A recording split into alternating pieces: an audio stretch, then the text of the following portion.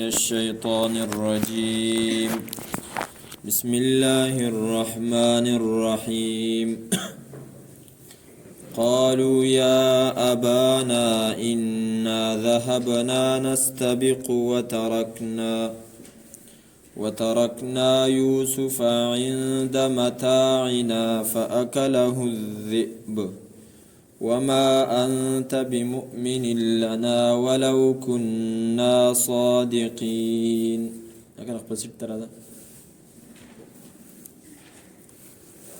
واقعه د حضرت یوسف علی نبینا و علیه الصلاة والسلام روانه وه چې په هغې کې تسلی و جناب رسول اکرم صلی الله علیه وسلم ته چې په دې باندې مخه پکېږه چې ستا مخالفین سوا دي او په تا باندې تکلیفونه دي، پریشانۍ نه دي، بلکې په تا باندې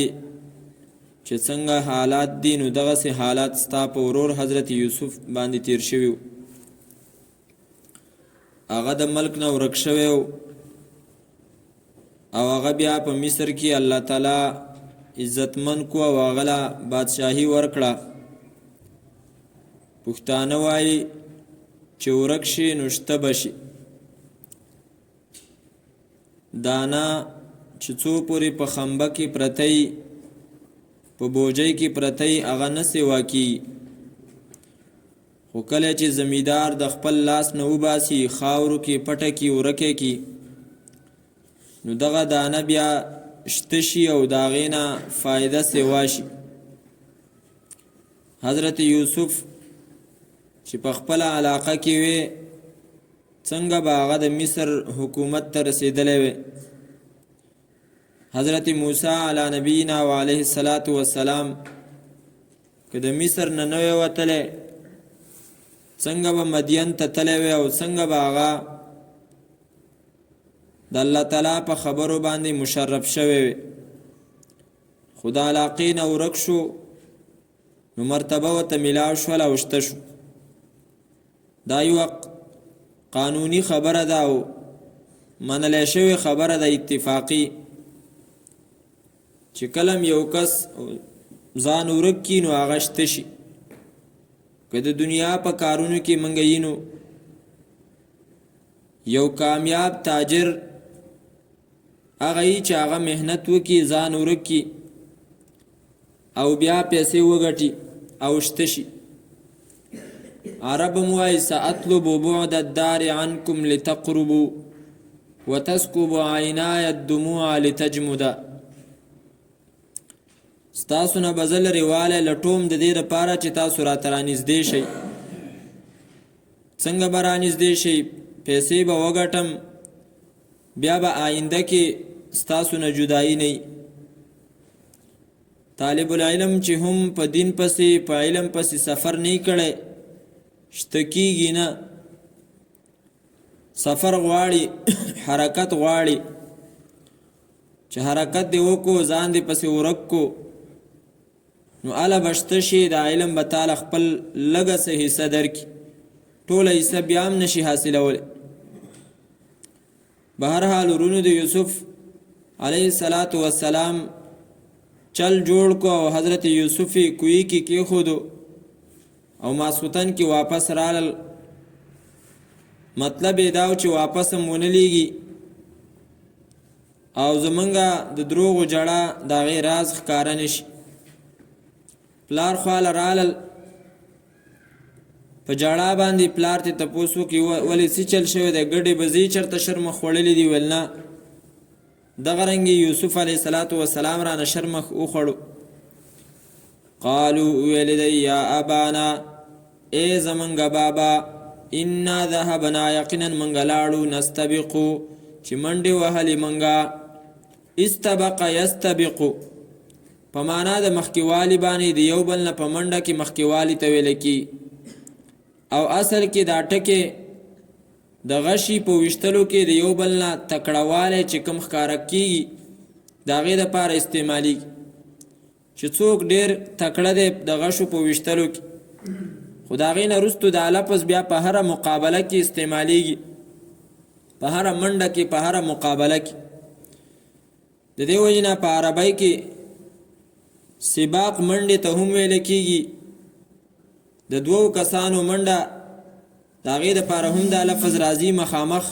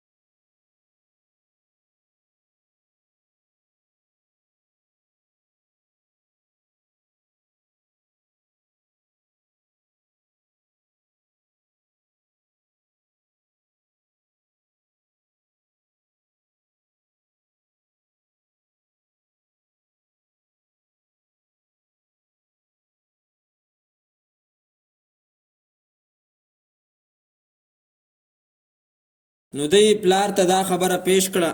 د دروغو. قالو ویل دی یا ابانا ای زمنګ بابا انا ذهبنا یقینا منګ لاړو نستبقو چې منګه منډې وهلې د یو بل نه مخکې کېدو وترکنا او پرېښودو منګه یوسف علیه السلام عند متاعنا په خوا د سامان خپل کې. سامان خوا ته کله کله هغې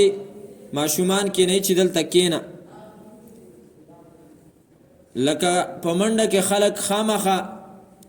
کوټ موټ څادر وغیره هغه لرې کوي، هغه ږدي مقابله وي. او ځینې کرکټیان چې دی نو هغه لمنې تړي، دواړه لمنې تړي. نو دا دی هم دا بانه وکړله چې موږ یوسف علیه السلام دغه رنګې کېنولی او چې ته زموږ د کپړو ته ګوره. فاکله الذئب پس اوخړو د لره شرمخ اوخړلو. دی چې کله د حضرت یعقوب نه اجازت غوښتلو مخکې چې موږ له اجازت راکړه چې موږ دا یوسف د ځان سره بوزو، نو هغه دا وفرمایل چې د ده په باره کې زه د شرمخ د خوراک نه یریږم. بس دیو ته موقع میلاو شوه چې زه بس دغه بانه به پیش کوو. نور خو که د یوسف څه موږ هر څه وکړل، خو د خولې نه دا راووتل چې زه د شرمخ د خوراک نه په ده یریږم. نو دغه یې په ذهن کې کېنوله چې به دغه بانه راله جوړه شو. فاکله الذئب نو وخوړو د لره شرمخ. وما انت بمؤمن لنا او نه یې ته تصدیق کوونکی زمونږه ولو کنا صادقین اگر چې یو موږ رښتیني، اگر چې موږ رښتیني یو خو ته بیا هم زمونږه تصدیق نه کې. هلکه توجه کولو مه کوه. خبره دا ده چې کله کله یو کس په بل چا باندې بدګماني، په خپله په یو خبره کې یو سړی دروغجني، بل به په ده باندې بدګماني دا نه کړي چې هلکه ته دروغ وی، و بې ځای به لګی قسمونه به خوري. د دې وجې نه د عربۍ اندازې کلام چې کوم اصول ذکر کړي دي، نو په هغې کې دا خبره ده چې ته بې ځای قسمونه مه خوره. یو سړی دی د هغه ذهن خالی دی، ستا د خبرې انکار نه کوي، ته هغه ته خبره کوې نو بې ځای خبرې له چې دی نو دومره زور مه ورکوه، هغه به وایي چې دا دروغ وایي. کوم ځای کې ضرورت نه وي. دلته اوس یعقوب علیه السلام خو د دیو په باره کې څه نه ویلي چې تاسو دروغ وایو، خو دی په خپل ذهن کې یقین و چې موږ دروغجن یو. نو د حضرت یعقوب په باره کې هم دا ګمان پیدا شو چې دا به زموږ په باره کې دا وایي چې تاسو دروغ وایو. نو ورته ویې ویل چې ته خو هسې زموږ خبره نه منې، اگر چې موږ رښتیني یو. وما انت او نه یې ته بمؤمن لنا تصدیق کوونکی زمونږه ولو کنا صادقین اگر چې یو موږ رښتیني. وجاءوا او راتللی وکړه علی قمیصه په کمیس خپل باندې بدم کذب په هغه ینې سره چې د دروغ وه. بدم کذب ګوره طالبانو تاسو په دې باندې پوهېږئ کذبه یکذبو دا فعل یفعلو د دې مصدر چې دی نو کذب راځي، نو بیا مصدر چې دی نو صفت جوړول دا خو جایز نه ده د یو شي دپاره خالص صفت دی ده نو دې وجې نه علما دلته ذي راوباسي په داسې یینې سره چې هغه د دروغو والا وه د دروغو والا یینه یا ځینې علما وایي بدم مکذوب فیه داسې یینه چې دروغ ویلی شوي د هغې په باره کې او هغه یینه څه وه د حضرت یوسف نه دیو کمیس ایستلی و او چرته یې به زه رانیولې وه حلاله کړې وه د هغې یینې مختلفو ځایونو باندې وله لګولې وه خو قانون دی چې دروغګوره حافظه نه باشد چې څوک دروغ وایي نو د هغه حافظه نه وي یو ځای کې خو تا د ځان دپاره بهانه جوړه کړه خو نور دي د خپلو دروغو په ځای باندې نښې ودرولې چې ګوره زه دروغ وایم څنګه دي هغه رستو راځي وجاءو او دیو راتلل وکړه علی قمیصه په کمیس د هغه باندې بدمین کذب په یعنې دروغجنې سره امام شعبي صاحب فرمایي چې د حضرت یوسف ټوله قصه به د کمیس کې رابنده چې دلته کوی ته واچو نو هم کمیس یې ترې ویستو پلار خواله چې راتلل نو هم کمیس یې راوړو او چې کمیس یې راوړو نو هم په هغې باندې وینه لګولې وه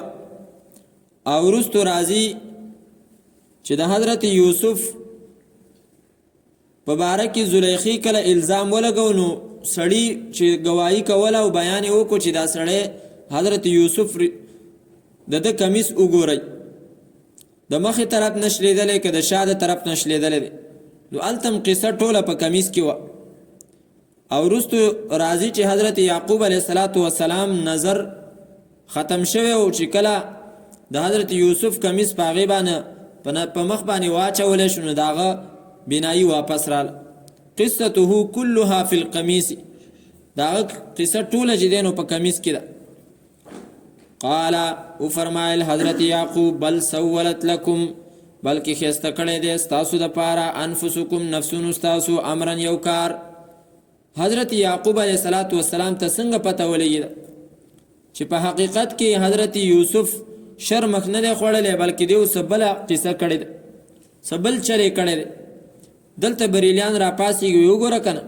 تاسو ویو چې انبیا د غیبو نه خبر نه دي څنګه درته پته ولګېده چې حضرت یوسف شرمخ نه دی خوړلی وګوره او ته پته ولګېده که نه چې نه دی خوړلی نو د هغې جواب دا دی چې ټیک ده زه دلته موږ ومنله چې یعقوب علیه السلام ته پته ولګېده چې دا یوسف علیه السلام شرمخ نه دی خوړلی بلکې قصه څه بله ده وروستو تاسو راشئ آیت نمبر 83 د دې صورت په دې کې همدغه لفظ حضرت یعقوب ذکر کړی او په کوم ځای کې ذکر کړی مختصر د هغې پسې منظر واورئ چې په دویم ځل باندې حضرت بنیامین دی بوتلو نو حضرت یوسف د هغه په بار کې چې دی نو خپله پیمانه کېښودله او بیا یې اواز وکړو چې تاسو غلا کړې ده په هغې کې حضرت بنیامین د هغه په سلا باندې هغه پیاله هغه د ده په بار کې کېښودی شوی و نو د هغه د بار نه راووتله او هغه بنیامین د حضرت یوسف سره پاتې شو څنګه چې د هغو قانون چې کله د ایرال پلار خواته حضرت یعقوب ورته وویل چې بنیامین څه شو چې دغه شان قصه وشوه خو زموږ نه هغه غلا کړې وه نو دلته مو ته حضرت یعقوب څه ویلي دي بل سولت لکم انفسکم امرا بلکې ښایسته کړی دی تاسو نفسونو یو کار حالانکه په دې صورت کې په دې وخت کې په دې دویم ځل کې د ورونو هېڅ ګناه نه وه ادا خو د بنیامین د خپل رور سره د حضرت یوسف سره سلام مشوره کړې وه چې زه راځي م ته زما په بار کې خپله پیمانه کېده دغه پیاله کېده وه او بیا زما په باره کې دا اعلان وکړه چې تاسو غلا کړې ده خیر دی زما په باره کې د ظاهري د غلا آواز وشي دې کې خو د ورونو څه غلطي نه وه خو یعقوب علیه السلام بیا هم وایي چې دا ګوره ستاسو غلطي ده او تاسو یو کار کړی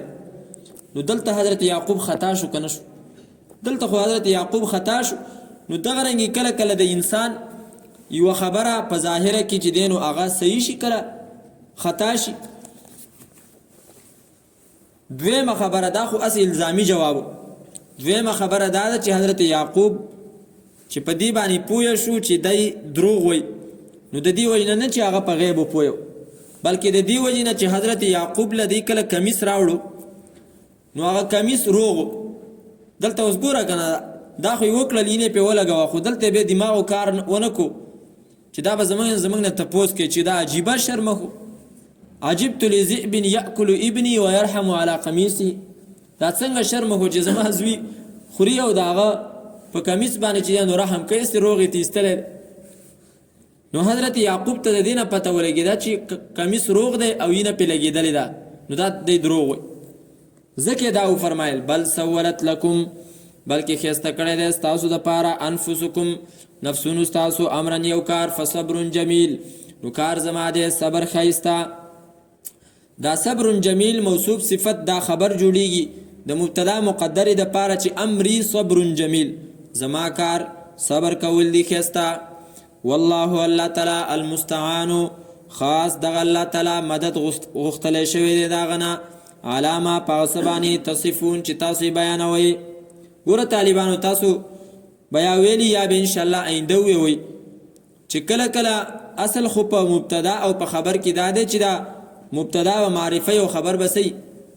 نکری مبتدا و معرفه او خبر به نکری خو کله کله داسې کیږي چې مبتدا او خبر دواړه معرفي راشي نو دلته اوس وګوره الله لفظ الله دا مبتدا ده او ښکاره خبره د معرفه ده المستعان دا خبر دی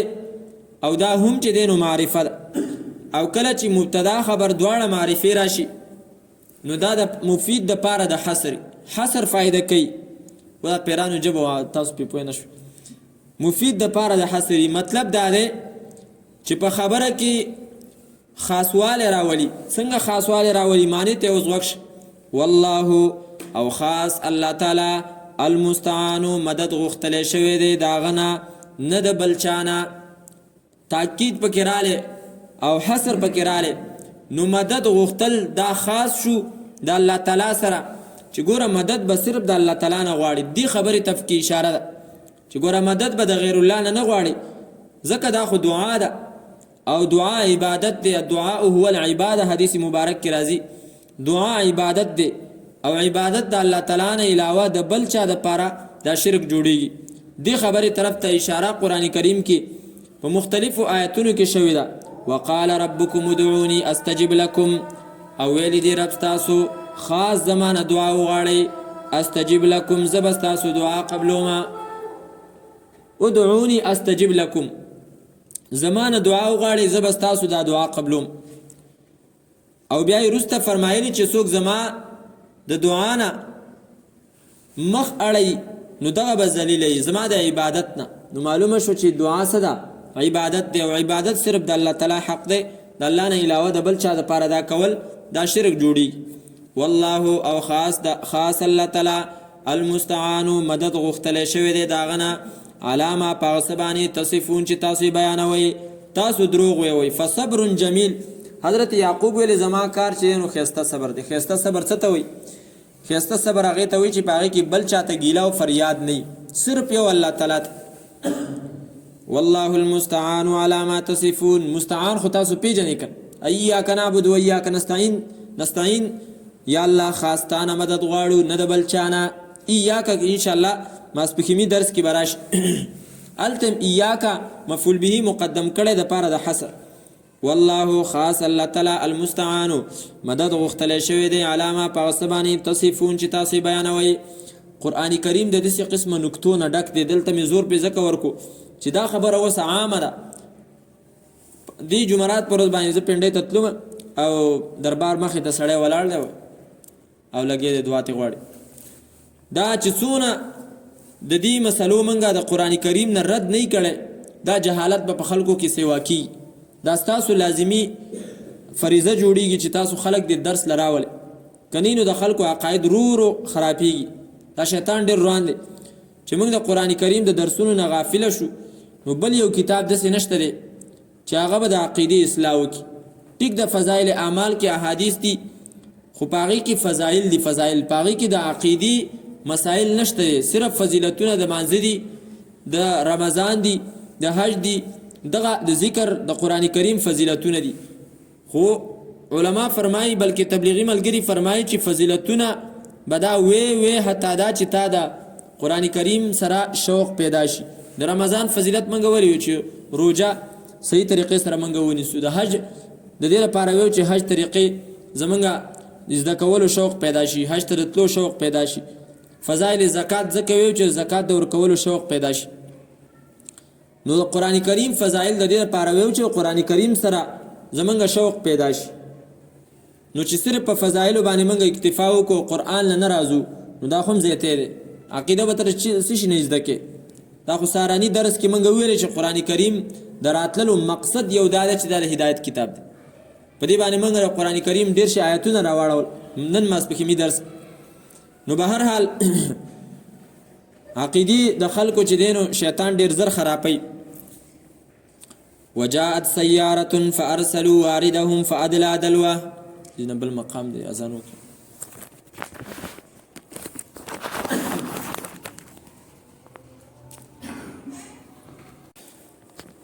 وجاءت سيارة فارسلوا واردهم فادلى دلوه.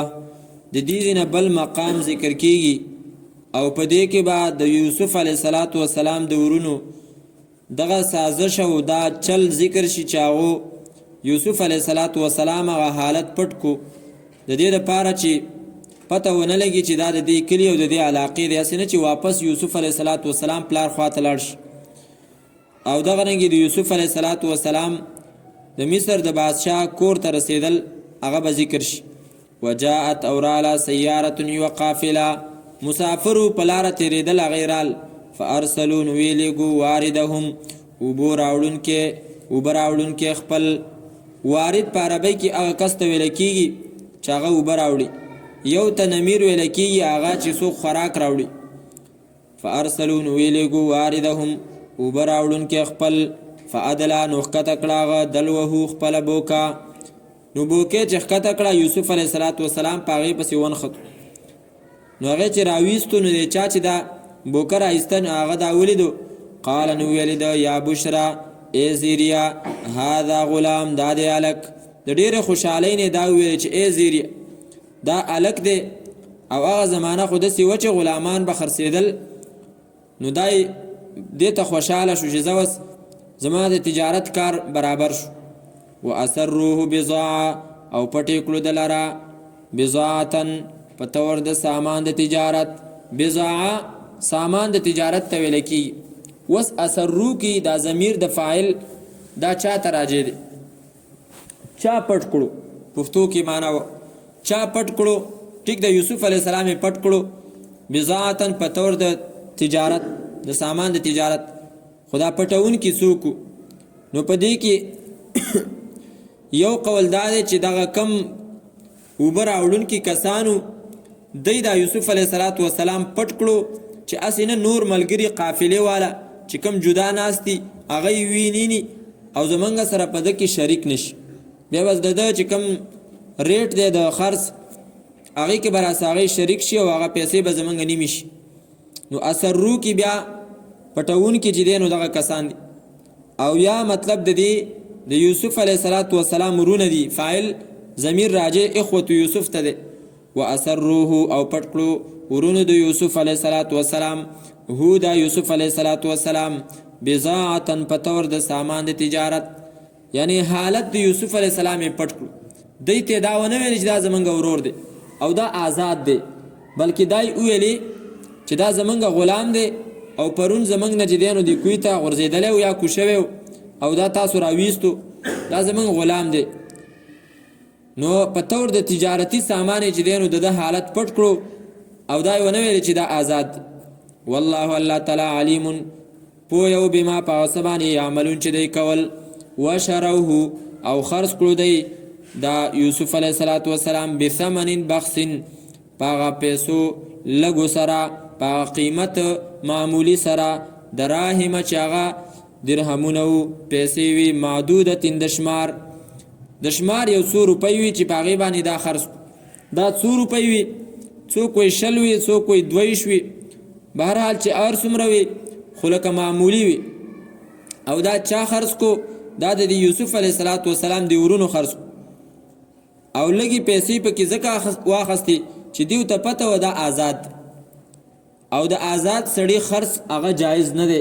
ځکه تاسو اورېدلی دي چې بیع الحر باطل، د آزاد سړي خرڅول هغه ناجایز دی، باطل دی. غلام خو خرڅولی شي، خو آزاد سړی ته راونیسي او هغه خرڅ کړي، نو چې کومې پیسې ته میلاو شي دا داسې دي لکه چې مرداره تا خرڅ کړه او حرامې پیسې ته میلاو شي. نو ټیک د دی حسد او کینه ورسره وه، خو دی دا پیسې لږې ځکه واخیستې چې موږ په دې پیسو باندې څه کوو، هسې به هم چېرته ګزارو، حرامې دي موږ خو یې نه خو. وکانو او دا ورونه د یوسف علیه الصلاة والسلام فیه په باره د یوسف علیه الصلاة والسلام کې من الزاهدین، فیه په باره د دې پیسو کې من الزاهدین د بې رغبتي کوونکو نه، شوق یې نه و، خوند یې نه و چې یاره موږ دا پیسې واخلو، و چې به صرف دومره شي چې دا یوسف علیه الصلاة والسلام د مخې نه ورک شي، نور زمونږ پیسې نه دي په کار، زمونږ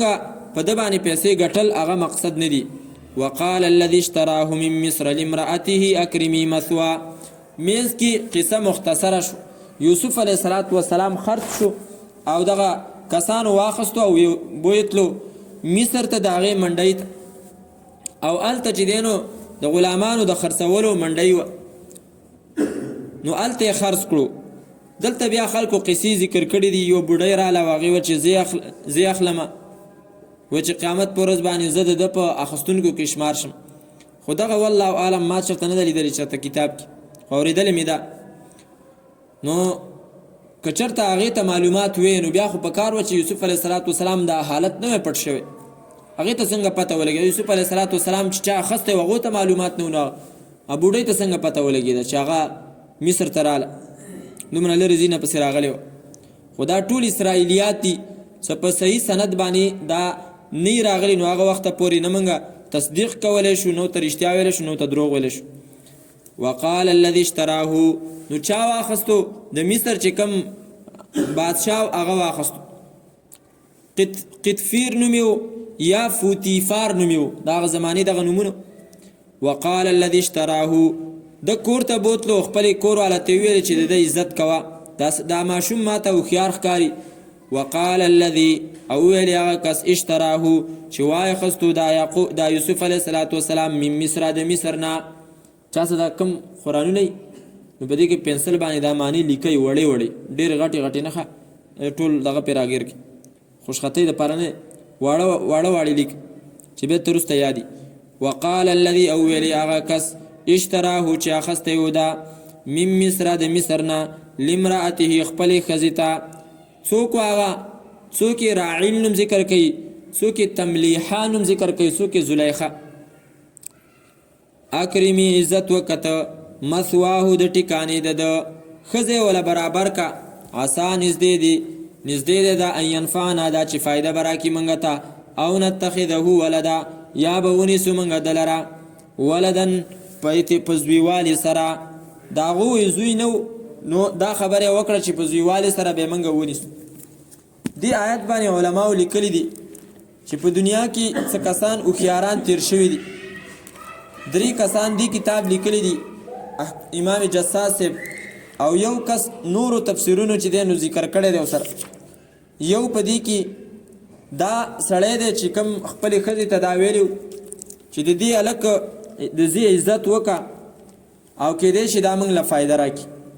دا ډېر هوښیار سړی و، احسن الناس فراستن، هوښیار سړی و. دویم د حضرت شعیب هغه لور وه چې د حضرت موسی په باره کې خپل پلار ته ویل چې دا خادم او بزید څرونکی ونیسه،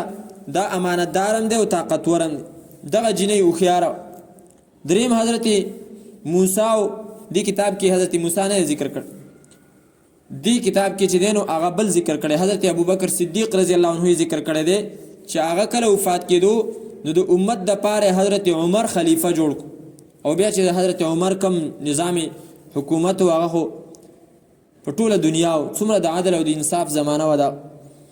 او څلورم حضرت موسی علیه السلام دی چې هغه د حضرت هارون دپاره دعا کړې وه، واشرکه فی امری کی نسبحک کثیرا، زما د ورور هارون یا الله دا زما سره چې دی نو په کار د نبوت کې شریک. وکذلک، او دغه رنګې مکننا لیوسف، زی ورکو منگا یوسف علیہ السلام تا فی الارض پس مکه د مصر کې، ولنعلمه، او د دې لپاره چې وښایو منگا هغه ته من تأویل الاحادیث د تعبیر د خوبونو نه، والله الله تعالی غالب زورور دی علی امری په خپل کار باندې ولکن اکثر الناس لیکن زیات د خلقنا لا يعلمون پویږي په ارادو د الله تعالی باندې اشاره ده په دې خبره دیتا چې ګوره د الله کوم اراده نو هغه الله تعالی کوي شرک فی التصرف نفی د شرک فی التصرف وکا چې قدرتونه د الله چلیږي د بل چا طاقت نه چلیږي حضرت یعقوب پیغمبر دی خو خپل زوی د هغه سازش نه بچ نکړی شو چې کم نه غیریدو د ورونو په باره کې خپل زوی ته نه ویلي خوب ورته مه وایه چېرته به ته چل جوړ کړي هغه چل جوړ شو که نه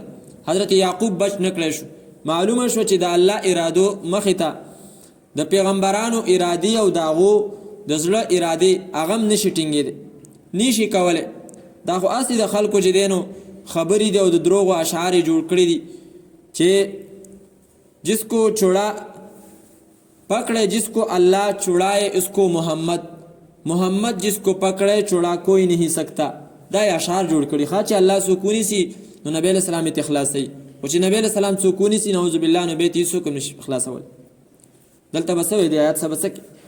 والله والله تعالی غالب زور ور دی علی امری په خپل کار باندې داغه مخې ته د چانه چلیږي پیغمبران ټول چې دینو عاجز دي ولكن اکثر الناس لیکن زیاد د خلقنا لا يعلمون پویږي ولما بلغ شده واستوى آتيناه حكما وعلما څلورم مقام تر د آیات نمبر 29 پورې د دې رکو آخره پورې او په دې کې به د یوسف علی السلام په خلاف داغه خزي چرچا په کور کې داو داغه سازش او چل هغه به ذکر شي څنګه دروازې بندې کړي څنګه حضرت یوسف ته دعوت د ګناه ورک ولما بلغ او هر کله چې ورسېدو حضرت یوسف اشده مضبوطوالی د عمر ته اشد طاقت ته ویل کېږي دا څومره دا په کومه زمانه کې څوک کوئی 60 کاله څوک کوئی 33 کاله والله عالم او دغه 33 کاله والا خبره زیاته بهتره ده چې د بدن طاقت په دغه وخت کې چې دینو کمال ته رسیږي دې ته ویل کېږي د ځوانۍ بالکل آخري انتها دا غي نه پس د 40 کالو پورې د انسان طاقت به ځای ولاړي بیا اخواته چې دین ورور په کمی باندې هغه شروع کی ولما بلغ او هر کله چې ورسېدو حضرت یوسف اشده ځواني د عمر ته آتیناه ورکړه منګه غته حکمن پویا حکمن پیغمبري و علما او پویا د شریعت وکذالک او دغه رنګي نجزي المحسنین بدلا ورکو منګه نیکانو ته یې دې کذالک ته پکې سوچ کوي قانون دا دی